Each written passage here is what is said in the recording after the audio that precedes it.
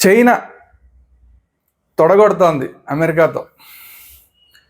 Challenge అంటే challenge, నువ్వెంత అంటే నువ్వెంత, నీకు ఏ వార్ కావాలంటే ఆ వార్కి నీతో మేము సిద్ధంగా ఉన్నామని చెప్పి చైనా అఫీషియల్గా అనౌన్స్ చేసింది. అమెరికాలో ఉన్న చైనా రాయబార కార్యాలయం ట్వీట్ చేస్తూ అమెరికా ఎటువంటి యుద్ధం కావాలంటే అటువంటి యుద్ధానికి మేము సిద్ధం అని చెప్పింది. అంటే టారిఫ్ల యుద్ధం కానీ, ట్రేడ్ యుద్ధం కానీ, లేదంటే డైరెక్ట్గా ఆయుధాలతో యుద్ధం కానీ, ఏ యుద్ధమైనా సరే మేము సిద్ధం అన్నట్లాగా మాట్లాడుతాం చైనా. అమెరికా అంటే నువ్వెంత అంటే నువ్వెంత, ముఖ్యంగా ట్రంప్ నువ్వెంత అంటే నువ్వెంత అనే పరిస్థితి. యాక్చువల్గా ఇది చైనా పరిస్థితి మాత్రమే కాదు, చాలా దేశాలు ఇదే పరిస్థితికి వస్తున్నాయి. ట్రంప్ వచ్చిన దగ్గర నుంచి ట్రంప్ అన్ని దేశాల మీద సుంకాలు విధించడం, టారిఫ్ వార్ స్టార్ట్ చేశాడు. ఓ పక్కన కెనడా మీద ఇష్టం వచ్చినట్టు కెనడా నుంచి దిగుమతులు చేసుకునే వస్తువులన్నిటి మీద కూడా సుంకాలు పెంచేశాడు. కారణం ఏంటి? ఆ దేశం దివాలా ఎత్తిపోవాలి, ఆ దేశాన్ని అమెరికాలో కలిపేసుకోవాలి. ఉన్న రాష్ట్రాల్లో కెనడా ఇంకొక రాష్ట్రంగా, అమెరికాలో ఒక రాష్ట్రంగా మారిపోవాలి. అది డైరెక్ట్ ఓపెన్గా కూడా చెప్పాడు అతను. కెనడా కనుక ఇలా చేస్తే బాగుంటుంది, మా దేశంలో కలిసిపోతే బాగుంటుంది, ఇంకొక రాష్ట్రంగా మారిపోతే బాగుంటుంది అని చెప్పాడు. చర్చ అదలబో అన్నారు కెనడా వాళ్ళు. దాంతో ఇప్పుడు వాళ్ళ మీద ట్యాక్సులు పెంచేశాడు. దానికి ఇప్పుడు ఏమైంది? ట్రూడో అక్కడ ఉన్నాడు, ట్రూడో ప్రధానమంత్రికి ఉన్నాడు, అధ్యక్షుడు కానీ ప్రధానమంత్రి ఏదో మొత్తానికి. సో అతను ట్రూడో ఏం చేస్తున్నాడు? అమెరికాకి మనం పంపించే వాటిలో అమెరికా దిగుమతి చేసుకునే వాటి అన్నిటి మీద సుంకాలు పెంచాడు. దీంతో ఇప్పుడు అక్కడ యాక్చువల్గా అసలు అమెరికాలో ఆయిల్ కానీ చాలా వస్తువులు కెనడా నుంచే వస్తాయి. పొద్దున్నే మామూలు తినడానికి వస్తువులు కానీ, ఆయిల్ కానీ ఇలాంటివన్నీ కూడా కెనడా నుంచి ఎక్కువ వస్తూ ఉంటాయి. ఇప్పుడు ఆయిల్ కానీ రాలేదా, కార్ల రేట్లు పెరిగిపోతాయి, అమెరికాలో ఆయిల్ రేట్లు పెరిగిపోతాయి, ఇంకా చాలా విషయాల్లో పెరిగిపోతాయి. అలాగే మెక్సికో మీద కూడా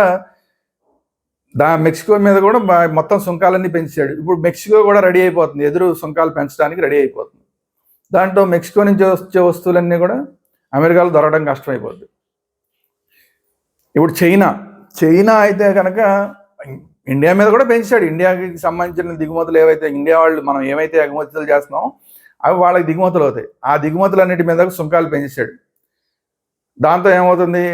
అక్కడ ఇండియాకి సంబంధించిన వస్తువులు వాడడం అనేది తగ్గిపోతుంది. దాంతో మనకి ట్రేడ్ తగ్గిపోతుంది, దాంతో మనకి డబ్బులు తగ్గిపోతాయి, అంటే ఆదాయం తగ్గిపోతుంది, వ్యాపారం తగ్గిపోతుంది. మనకి అమెరికా నుంచి మనం దిగుమతి చేసుకునేవి కొన్నే ఉంటాయి, వాటి మీద సరే మన వాళ్ళు కూడా సుంకాలు వేస్తున్నారు అనేది ఎప్పటి నుంచో అసలు ట్రంప్ చెప్తున్నది. ప్రపంచంలోనే ఎక్కువ సుంకాలు వేస్తున్న దేశం ఇండియా అని చెప్పి ఎప్పటి నుంచో మొత్తుకుంటూ ఉంటాడు. ఇప్పుడు చైనాకి సంబంధించిన వస్తువుల మీద కూడా అలాగే మొత్తం సుంకాలన్నీ పెంచడం మొదలెట్టాడు. ఎందుకంటే అసలు చైనా అనేది అమెరికాలో సగం, ప్రతి విషయంలోనూ కూడా సగం అయిపోయింది. అమెరికాకి సంబంధించిన ప్రతి బిజినెస్లోనూ చైనా వాళ్ళు ఉన్నారు.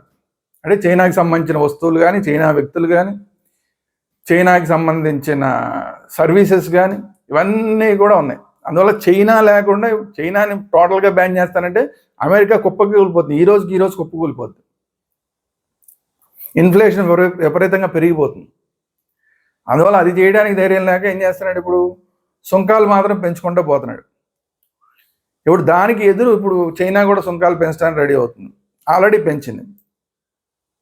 మొన్నటిదాకా 10% ఉండేది, అమెరికా నుంచి వచ్చేవాడి మీద 10% ఎంత ఉండేది, ఇప్పుడు దాన్ని 15% చేశారు.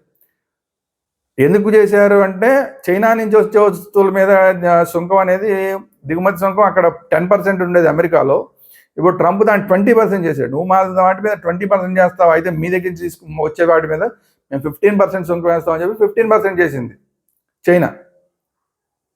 సో ఈ ఓవరాల్గా కొన్ని లక్షల డాలర్ల ట్రేడు తారుమారైపోద్ది దీనివల్ల.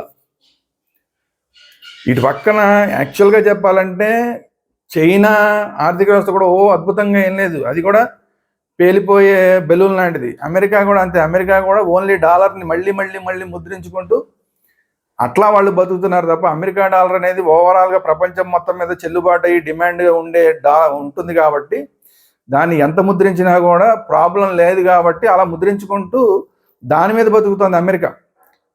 అదే మనం ఇండియా లాంటిదో ఇంకో దేశం మన రూపాయలని మళ్ళీ గుద్దేసుకున్నాం అనుకోండి, మనకి చేతిలో ప్రెస్ ఉంది కదా అని గుద్దేసుకుంటే ఇన్ఫ్లేషన్ పెరిగిపోతుంది, వాల్యూ తగ్గిపోతుంది.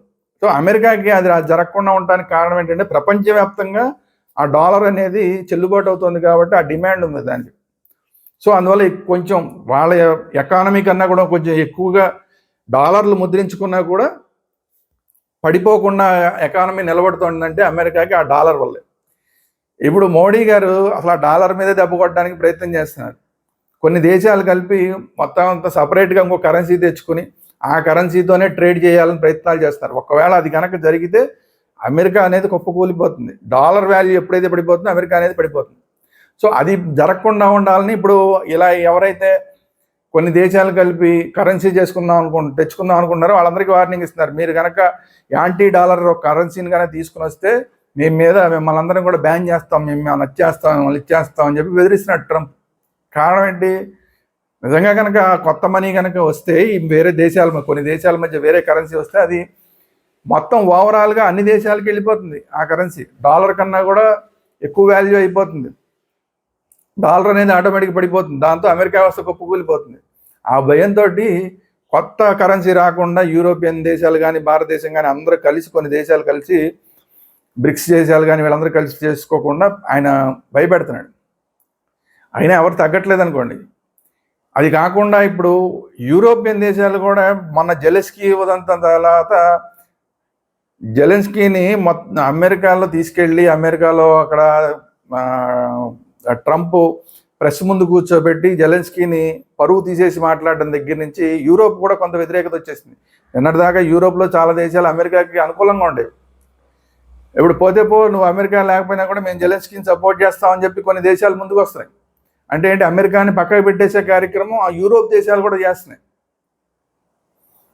సో వీటన్నిటి వల్ల కూడా ఇప్పుడు ఏమవుతుందంటే అమెరికా అనేది కొన్ని రోజులు ఇలాగే కనుక ట్రంప్ వ్యవహారం చేస్తే ఒక ఐసోలేట్ అయిపోయే ప్రమాదం ఉంది. సరే, అమెరికా ఐసోలేట్ అవ్వడం అనేది పక్కన పెడితే ఇప్పుడు అమెరికాకి చైనాకి మధ్య ట్రేడ్ వార్ కనుక భయంకరంగా జరిగితే ఇది యుద్ధానికి దారి చేసినా కూడా పెద్దగా ఆశ్చర్యపోకల. ఇప్పుడు చైనాతో వార్ చేస్తున్నాడు కాబట్టి దాని నుంచి తప్పించుకోవడం కోసం, దాని నుంచి ఎఫెక్ట్లు తప్పించుకోవడం కోసం చైనాను రష్యా రెండు కూడా బాగా క్లోజ్గా ఉండే దేశాలు. సైనిక సంబంధంగా కానీ లేదంటే వీళ్ళు కమ్యూనిస్టులు అవడం వల్ల కానీ సాంస్కృతిక సంబంధంగా కానీ రష్యా చైనా అనేది బాగా దగ్గరగా ఉంటాయి. సో అందువల్ల రష్యాని చైనాకి దూరం చేయడం కోసం ట్రంప్ ఇప్పుడు చైనాకి సపోర్ట్ చేస్తున్నాడు. జెలెన్స్కీకి కూడా సపోర్ట్ చేయకుండా నిన్నటిదాకా అమెరికా అనేది ఉక్రెయిన్కి జెలెన్స్కీకి సపోర్ట్ చేశారు. ఇప్పుడు ట్రంప్ వచ్చిన తర్వాత ఆ విధానాన్ని మానేసి రష్యాకి సపోర్ట్ చేస్తున్నాడు, పుతిన్ వెనకేసుకొస్తున్నాడు. కారణం ఏంటి అంటే ఈ చైనా నుంచి వచ్చే ఎఫెక్ట్ని తగ్గించుకోవడం కోసం. రేపు పొద్దున చైనాతో ఎటువంటి గొడవలు వచ్చినా కూడా చైనాకి రష్యా సపోర్ట్ రాకుండా ఉండడం కోసం అని చెప్పి ఈ ప్రయత్నం చేస్తున్నాడు అనేది అదొక వాదన ఉంది. కానీ వాస్తవంగా చూస్తే ఈరోజు జెలెన్స్కీతో నిన్నటిదాకా అమెరికా జెలెన్స్కీతో కలిసే ఉంది. ఇప్పుడు ట్రంప్ వచ్చిన తర్వాత ఇప్పుడు కొంత మారింది వ్యవహారం. రష్యా కూడా సరే ఏదో ట్రంప్ మనకు అనుకూలంగా మాట్లాడుతున్నాడని ట్రంప్ని వాడుకుంటుంది తప్ప నిజంగా చైనాకి అమెరికాకి కనుక గొడవ వస్తే కనుక చైనాకి సపోర్ట్గానే రష్యా ఉంటుంది తప్ప అమెరికా వైపు ఉండే అవకాశం లేదు. ఎందుకంటే మనకి ఇండియా పాకిస్తాన్ ఎలాగో ఇప్పుడు సహజంగా అమెరికా రష్యా అనేవి అవి మొదటి నుంచి కూడా ప్రచ్ఛన్న యుద్ధంలో ఉన్నాయి. డైరెక్ట్ యుద్ధంలో లేకపోయినా కూడా ప్రచ్ఛన్న యుద్ధంలో ఉన్నాయి. మొదటి నుంచి శత్రు దేశాల రెండు. అలాంటి ఏదో ఒక అధ్యక్షుడు వచ్చి ఏదో తన అవసరాల కోసం చెప్పి రష్యాని ఆహోహో అన్నాడు చెప్పి రష్యా ఏం పడిపోయి అమెరికా వైపు వెళ్ళిపోయే క్వశ్చనే లేదు. సో అందువల్ల చైనాకి అనుకూలంగా ఉంటుంది. అందువల్ల ఏతావాత ఏంటంటే ఇప్పుడు ట్రంప్ తీసుకున్న నిర్ణయాలతోటి అమెరికా ఒక పక్కన ఐసోలేట్ అయ్యే ప్రమాదం ఒకటి వచ్చేసింది. దానికి తోడు అమెరికాకి వ్యతిరేకంగా సొంత కరెన్సీని తీసుకురావడానికి వేరే మిగతా దేశాలన్నీ కూడా ఇండియా నాయకత్వంలో సొంతంగా ఒక కరెన్సీని తీసుకువచ్చే ప్రయత్నాలు చేస్తున్నాయి. దానికి తగ్గట్టు ఇప్పుడు చైనాకి అమెరికాకి కూడా వార్ వచ్చే పరిస్థితులు. చైనా నువ్వెంత ఏ వార్ కావాలంటే ఆ వారికి నేను సిద్ధం అంటున్నారు. నిజంగా అమెరికాకి చైనాకి కనుక వార్ జరిగితే అమెరికా ఎంత నష్టపోతుందో చైనా అంతకన్నా ఎక్కువ నష్టపోతుంది. ఎందుకంటే చైనా పెట్టుబడులన్నీ అమెరికాలో ఉన్నాయి, అమెరికా పెట్టుబడులు చైనాలో ఉన్నాయి. చైనా వాళ్ళందరూ వెళ్ళి అమెరికాలో పనిచేస్తున్నారు. చైనాకి సంబంధించిన ఎగుమతులన్నీ అమెరికాకే ఎక్కువ ఎగుమతులు అవుతున్నాయి. సో అమెరికాకి ఎగుమతులు ఆపేస్తే ట్రంప్ ఇమీడియట్గా ఇక్కడ ఇన్ఫ్లేషన్ పెరిగిపోతుంది. ఎందుకంటే ఇక్కడ ఉత్పత్తులు తయారైపోతాయి, కొనేవాడు దిక్కు ఉండదు. పెద్ద మార్కెట్ అమెరికా లేదనుకోండి, చేసిన ఉత్పత్తులన్నీ చైనాలో వృధాగా పడి ఉంటాయి. సో దానివల్ల ఏమవుతుంది, నిరుద్యోగం వచ్చేస్తుంది, ఆకలి దప్పులు వచ్చేస్తాయి, అసలు మొత్తం వ్యవస్థ అంతా కూడా కుప్పకూలిపోతుంది. అందువల్ల రెండు దేశాలు కూడా మాటలకి మాత్రం మాట్లాడుకుంటున్నారు, నువ్వెంత అంటున్నారు. వాళ్ళు ఒక 10% అమెరికా వాళ్ళు వీళ్ళ మీద సుంకాలు వేస్తే చైనా వాళ్ళు ఒక 5% సుంకాలు వేస్తున్నారు. ట్రంప్ ఒక మాట మాట్లాడితే చైనా వాళ్ళు ఒక 2 మాటలు మాట్లాడుతున్నారు. ఈ మాటల వరకే ఉంటున్నాయి తప్ప ఇది చేతల దాకా వెళ్ళే అవకాశం లేదు. చేతల దాకా వెళ్తే రెండు దేశాలు నష్టపోతాయి. నిజంగా కూడా అలా జరిగినా కూడా దాన్ని వాడుకోవడానికి కూడా మిగతా ప్రపంచ దేశాలన్నీ సిద్ధంగా ఉన్నాయి. ఇటు అమెరికాకి సపోర్ట్ చేయడానికి ఇప్పుడు ఏ దేశాలు సిద్ధంగా లేదు. యూరోపియన్ దేశాలతో సహా ఇప్పుడు ఏ దేశాలు అమెరికాకి సపోర్ట్ చేయడానికి, అమెరికాతో పాటు నిలబడడానికి సిద్ధంగా ఉండట్లేదు. ఎందుకంటే ట్రంప్ వ్యవహార శైలి వల్ల. చైనా అనేది మొదటి నుంచి ఐసోలేటెడ్గానే ఉంది. ఏదో ఒక రష్యాను లేదంటే అక్కడ సౌత్ కొరియా తప్ప మిగతా వాళ్ళు ఎవరు వాళ్ళకి సపోర్ట్ చేసేవాళ్ళే లేరు. సో ఈ రెండు దేశాలు కనుక కొట్టుకుంటే అసలు మొత్తం ప్రపంచంలో ఉన్న ఆర్థిక వ్యవస్థలన్నీ కూడా మళ్ళీ తారుమారైపోతాయి. గతంలో రష్యాకి అమెరికాకి యుద్ధం జరిగినప్పుడు చైనా బాగుపడింది తటస్థంగా ఉండి. ఎందుకంటే అప్పుడు చైనా ఏమి రష్యా వెనకాల వెళ్ళిపోయి అమెరికాతో ఏమి యుద్ధం చేసేలా. ఒక పక్క రష్యా కుప్పకూలిపోతున్నా సరే తను సేఫ్గా ఉంది, చైనా దూరంగా ఉండి. దాన్ని కూడా వాడుకుని చైనా బలపడింది. ఆ వాతావరణంలో ఇప్పుడు చైనా అనేది పెద్దదైంది. రష్యా అంతకుముందు అమెరికా రష్యా ఈ రెండు దేశాలు పెద్ద దేశాలుగా ఉండేవి. రష్యా ఎప్పుడైతే కుప్పకూలిపోయిందో చైనా అనేది పెద్ద దేశంగా ఎదిగిపోయింది. సో దాన్ని వాడుకుంది.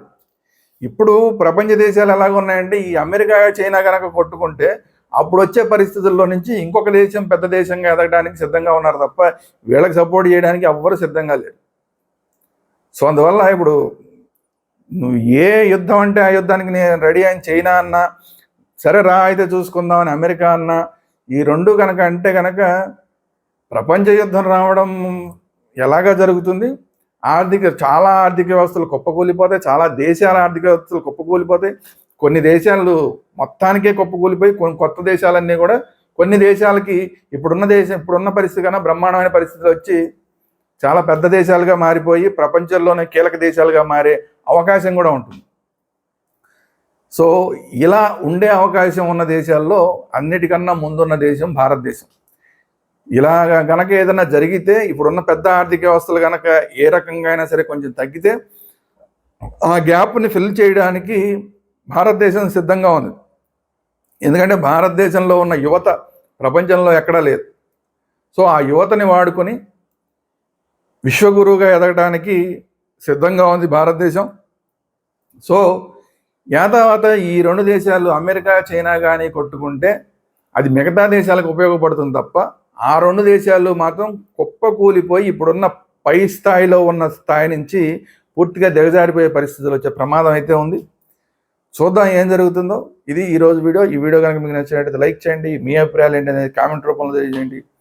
ఈ వీడియోని అందరికీ షేర్ చేయండి. అట్ ది సేమ్ టైం మన ఛానల్ వేదాంత ఛానల్ని సబ్స్క్రైబ్ చేసుకోండి. At the same time bell icon నొక్కండి. బెల్ ఐకాన్ నొక్కితే కొత్త వీడియోలు ఇలాంటివన్నీ కూడా అప్లోడ్ అయినప్పుడల్లా మీకు అప్డేట్స్ వస్తూ ఉంటాయి.